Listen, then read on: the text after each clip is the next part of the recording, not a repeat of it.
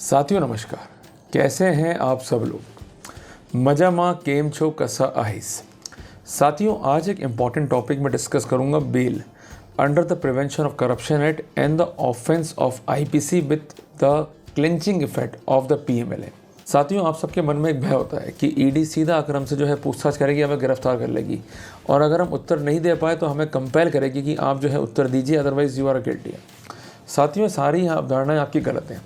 एक बात आपको समझनी होगी कि पीएमएलए में अथॉरिटी सीधा लीगल अटैक नहीं कर सकती। अगर उनको लीगल अटैक करना है तो they have to satisfy that the schedule offence has been committed. अगर शेड्यूल ऑफेंस कमिट नहीं हुआ है तो पीएमएलए एक्ट भी लागू नहीं होगा और पीएमएलए एक्ट के तहत अथॉरिटीज़ तभी ही केस को टेकअप करती हैं जब उनके पास विश्वास करने का ये कारण है कि शेड्यूल ऑफेंस जो है वो कमिट हुआ है।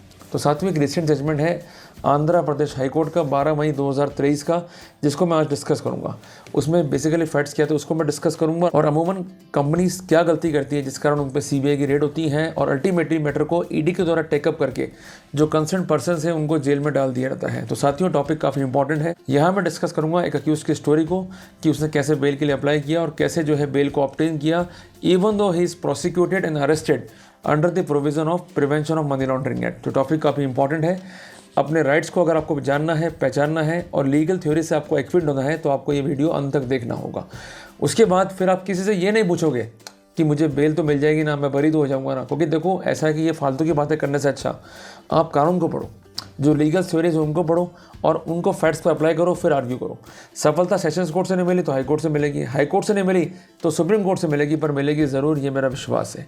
तो साथियों जो भी गलत एक्शन या इलीगल एक्शन लिए जा रहे हैं उनको चैलेंज करने के लिए आपको कुछ नियमों की जानकारी होनी चाहिए। Right of a person arrested in a crime, number 1, आपको सेक्शन 41A सीआरपीसी ज्ञान होना आवश्यक है, क्योंकि रिसेंट अमेंडमेंट के द्वारा इसको जो है ऐड किया गया था, जो कि ये स्पेसिफिक करता है कि जिन मामलों में सजा जो है 7 साल तक है और पुलिस ने आपको गिरफ्तार नहीं किया है तो उस स्थिति में बेल का लाभ आप कैसे ले सकते हैं।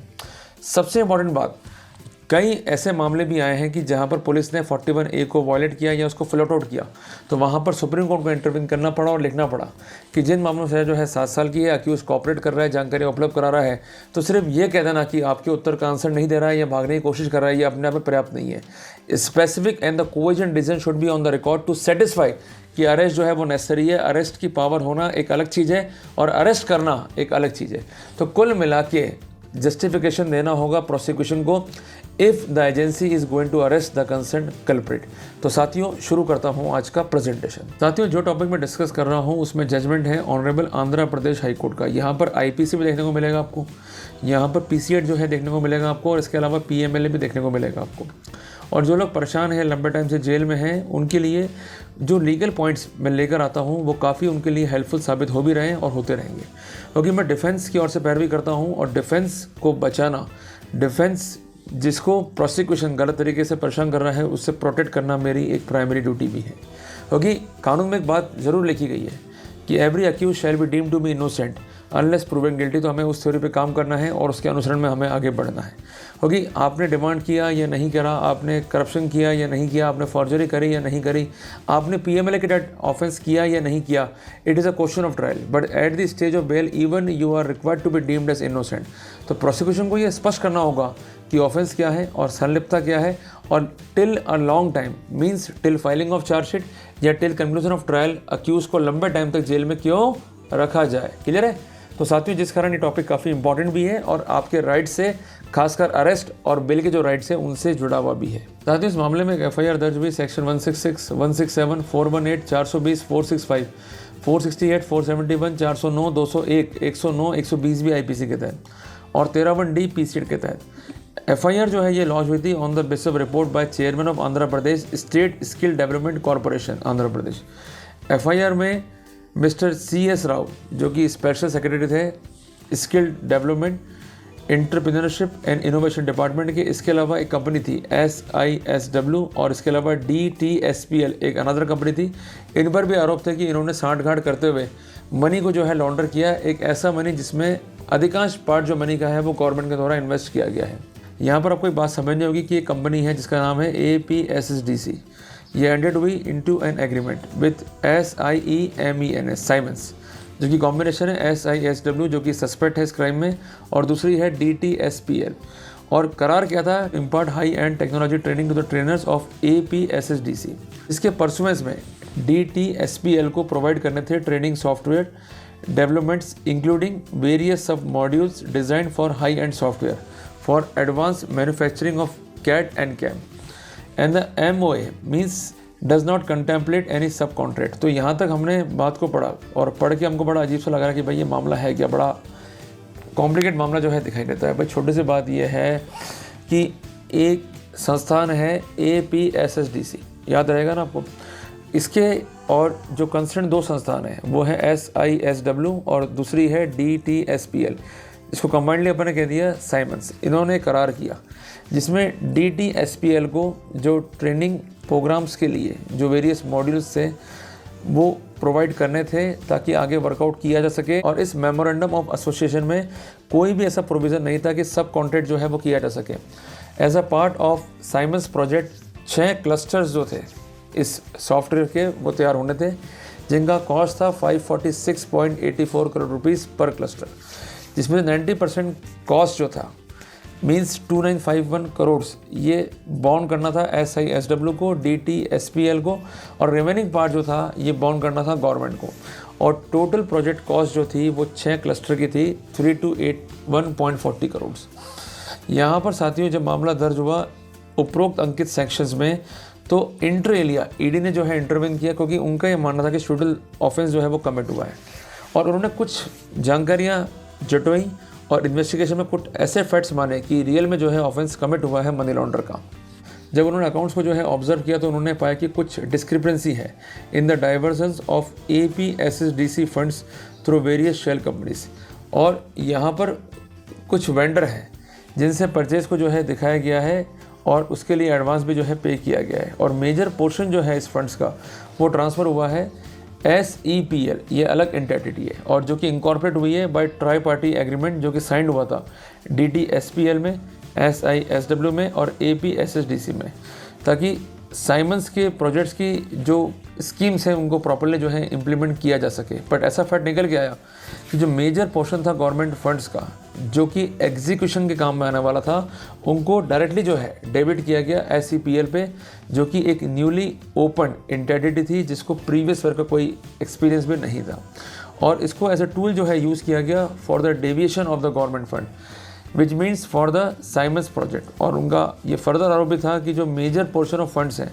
ये डेबिट हुए, SEPL ने जो ये मेजर फंड्स है उसका दुरुपयोग किया to various suspicious entities under the guise of supply और सॉफ्टवेयर और हार्डवेयर और मटेरियल, जो कि इन फैक्ट लिए ही नहीं गए। जिस तरह से मनी लॉन्डर करते हुए एक भारी मात्रा में कैश को जनरेट कर लिया और इन सब लोगों ने गवर्नमेंट फंड का मिसयूज़ करते हुए उस फंड्स का जो है दुरुपयोग किया।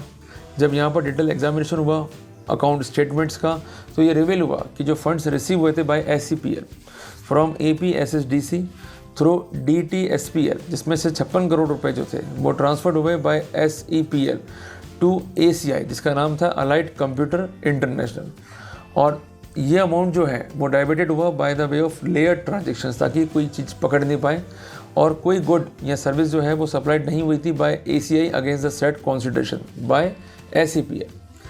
और जो ये डाइवर्जन था उसका एकमात्र उद्देश्य था पर्सनल गेन करना, और इन्वेस्टिगेशन ने ये भी रिवील किया कि कोई सॉफ्टवेयर या हार्डवेयर सर्विसेज जो है ये दी नहीं गई, और इसके बनस्पत जो अमाउंट दिया गया उसका एकमात्र उद्देश्य बोगस ट्रांजेक्शन को दिखाकर भारी पर्सनल गेन जो है ऑब्टेन करना था। और इस काम में कई लोग जो है शामिल थे जिन्हें इस केस में जो है एज एन अक्यूज जो है एरे किया गया। यहाँ पर सबसे इम्पोर्टेंट बात है कि जो अक्यूज नंबर 4 है जो कि पिटिशनर इस केस में है, जो कि एक CA है जिसका रोल ये था कि इस पूरे ट्रांजेक्शन में उसने काफ़ी हद तक इनकी हेल्प करी और अल्टीमेटली इसको जो है अरेस्ट किया गया। साथियों यहाँ पर जो अक्यूज था उसका कहना यह है कि जो सेक्शन 19 है PML एक्ट का वो requires before the arrest of a person the authorize officer must have reason to believe that कि जो मटेरियल उसके पोजीशन में है उसके आधार पर यह कहा जा सकता है कि जो कंसर्न पर्सन है उसने ऑफेंस कमिट किया है कंसेंट एक्ट के अंदर। उसका ये कहना है कि जो भी मटेरियल फाइल पर है वो या तो हियर से है या वीक पीस ऑफ एविडेंस है जब तक प्रॉपर कोरोबरेशन नहीं है, जब तक प्रॉपर टेंजिबल एविडेंस नहीं है, तब तक की के समझ कार्रवाइयाँ भी गलत हैं as far as the arrest is concern. उसका कहना ये कि शेड्यूल ऑफेंस जब तक पिक्चर में नहीं होगा तब तक पीएमएलए का ऑफेंस जो है पिक्चर में नहीं आएगा।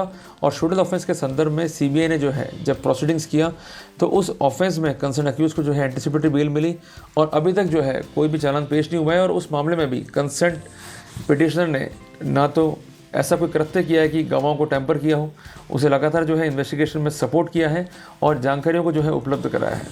उनका ये स्पेसिफिक प्ली है कि section 45 comes into motion on two condition कि अगर पब्लिक प्रोसिक्यूटर बेल को अपोज कर रहा है तो ऐसी स्थिति कोर्ट को दिखाई देनी चाहिए कि ऑफेंस कमिट हुआ है, ऐसी स्थिति फाइल पर है और इसके अलावा भविष्य में ऐसा ऑफेंस कमिट नहीं करेगा यदि उसे बेल दे दी जाती है। कुल मिला के ये कंडीशन सेक्शन 37 एनडीपीएस एक्ट की तरह दिखाई देती है। बट उसमें भी अब तो रिसेंट लॉ सुप्रीम कोर्ट का है कि लंबे टाइम से अगर बेल में है और उसे बेल का लाभ नहीं दिया जा रहा है तो हम आर्टिकल 21 को इन्फ्रिंग कर रहे हैं। क्योंकि साथियों बेसिक राइट आपका क्या है, टू गेट द बेल। तो कुल मिला के स्पेसिफिक रोल आपका दिखाई देना चाहिए क्राइम में, स्पेसिफिक इन्वॉल्वमेंट क्राइम में अक्यूज की दिखाई देनी चाहिए। अगर स्पेसिफिक इन्वॉल्वमेंट नहीं है और mere surmises and conjecture, he could not be robbed as a party in the crime. पर उसके बावजूद भी जब इस मामले में चार्जशीट नहीं थी उसके बावजूद भी कंसर्न अक्यूज को जो है गिरफ्तार किया गया। तो कुल मिला के सेक्शन 19 सेक्शन 45 पे जो है कंसर्न अक्यूज ने यहाँ पर जोर दिया। कोर्ट ने सारे फैक्ट्स को देखा, सर्कमस्टेंसेस को देखा। कोर्ट ने कहा ये बात सही है कि जो कंसर्न ऑफेंसेस था उसमें अक्यूज को जो है बेल मिल चुकी है और उसमें जो है अभी चार्जशीट नहीं आई है। तो कोर्ट के पास अभी ऐसा कोई मटेरियल नहीं है जिस पर कोर्ट ये बिलीव कर सके अक्यूज जो है वो गिल्टी है और उसके पास कोई भी ऐसा तथ्य नहीं है कि जिससे वो प्ली ऑफ इनोसेंस को जो है स्पष्ट कर सके। तो कोर्ट ने यहाँ पर फैक्ट और सर्कमस्टेंसेस को देखते हुए ये स्पष्ट किया कि रीजनेबल ग्राउंड्स की अक्यूज जो है वो गिल्टी नहीं है ऑफेंस का एंड लाइकलीहुड कि वो वापस से ऑफेंस कमिट नहीं करेगा और उसे बेल दे दी जाती है। तो ऐसी स्थितियां फाइल पे नहीं जिसको हम 45 PMLA एक्ट की लाइट में जो है वेरीफाई कर सकें। कोर्ट ने कहा चूँकि वो चार्टर्ड अकाउंटेंट है और जो कंसर्न ऑफेंस है उसमें उसे एंटिसिपेटरी मिल चुकी है, उसमें कोई रिजल्ट जो है पेश नहीं हुआ है और सिर्फ जो भी आरोप कंसर्न अक्यूज पर हैं ये तय होना है ट्रायल पर उसका कोई स्पेसिफिक रोल नहीं है। सिर्फ इतना सा रोल ये है कि जो ये ट्रांजेक्शन हुए हैं जिसके तहत मनी लॉन्ड्रिंग हुआ है उसमें उसने हेल्प करी है कि ये ट्रांजेक्शन्स कैसे इजीली शेल कंपनी में जो किए जाए। ये आरोप अपने आप में पर्याप्त नहीं है कि लंबे टाइम तक जो है अक्यूज को जेल में रखा जाए। तो looking into the fact and circumstances court ने इस प्ली को भी जो है पॉजिटिव माना अक्यूज के पक्ष में। और इसके अलावा कोर्ट ने ये भी देखा कि जो रिकॉर्ड पेश हुआ है उसके अनुसरण में ये स्पष्ट है कि लाखों स्टूडेंट्स को जो है ट्रेनिंग दी गई है, मटेरियल को जो है परचेज किया गया है, इन्वेस्टिगेशन जो है वो डिफेक्टिव है कंसर्न अथॉरिटीज़ की। तो कोर्ट ने ये देखा कि जो ये मनी है वो ट्रांसफ़र हुआ है टू द कंसर्न SCPL और SCPL के द्वारा ट्रांसफ़र हुआ है ACI को और उसके द्वारा ट्रांसफ़र हुआ है वेरियस शेल कंपनी को। तो कुल मिला के ACI ने जो फंड्स है उसको उपयोग किया है कीज़ खरीदने में, सॉफ्टवेयर एक्सपर्टाइज खरीदने में, ये सब चीज़ें जो है रिकॉर्ड पे पेश की गई हैं। तो कुल मिला के जो कंट्रोवर्शियल फैक्ट्स हैं ये तय होंगे रिकॉर्ड पर। अक्यूज नंबर 4 है उसका कोई स्पेसिफिक रोल जो है क्राइम में दिखाई नहीं देता है। तो कोर्ट ने स्पष्ट किया कि जो बेसिक रूल है वो बेल का है। बेल की स्टेज पर किसी भी अपराध के संबंध में बियॉन्ड डाउट जाकर फंडिंग नहीं दे सकते और इवन गिल्ट की फंडिंग भी नहीं दी जा सकती क्योंकि जो भी मटेरियल फाइल पर है उसको वे करना है कोर्ट को एविडेंस की स्टेज पर, ट्रायल की स्टेज पे। तो कोर्ट ने ये कहा है कि इस स्टेज पर looking into the fact and circumstances accuse को जो है बेल का लाभ दिया जाना जो है न्यायोचित प्रतीत होता है। तो साथियों कुल मिला के हम एक बात कह सकते हैं कि जब भी हम बेल प्ली को आर्गूमेंट कर रहे हैं, चाहे वो IPC में हो, चाहे वो PC एक्ट में हो, चाहे वो PMLA में हो, तो एक बात हमें ध्यान में रखनी है कि जो भी एलिज्ड ऑफेंसेस हैं उसको लेकर क्या साक्ष्य पत्रावली पर है और जो साक्ष्य पत्रावली पर है क्या वो कनेक्टिंग है, क्या बियॉन्ड डाउट ऐसी स्थिति निकल के आती है कि वास्तव में आपने क्राइम किया है या अभी भी उसमें कॉन्ट्रोवर्सीज हैं yet to be decided in the course of trial. अगर कॉन्ट्रोवर्शियल एविडेंसेस हैं, अनकॉन्ट्रोवर्टेड नहीं है, तो इस सिनेरियो में एक बेहतरीन प्ली रेस करके आप प्ली ऑफ इनोसेंस की स्थिति को साबित करते हुए, स्पष्ट करते हुए कोर्ट से जो है बेल का लाभ ले सकते हैं। तो घबराने का नहीं है, हमें वर्कआउट करना है, निश्चित तौर पर हम जो है सफल होंगे, निश्चित तौर पर हमें सफलता मिलेगी। तो साथियों का टॉपिक आपको अच्छा लगा तो इस वीडियो को लाइक और शेयर जरूर कीजिएगा। मिलते हैं एक नए टॉपिक के साथ, तब तक के लिए जय हिंद, जय भारत।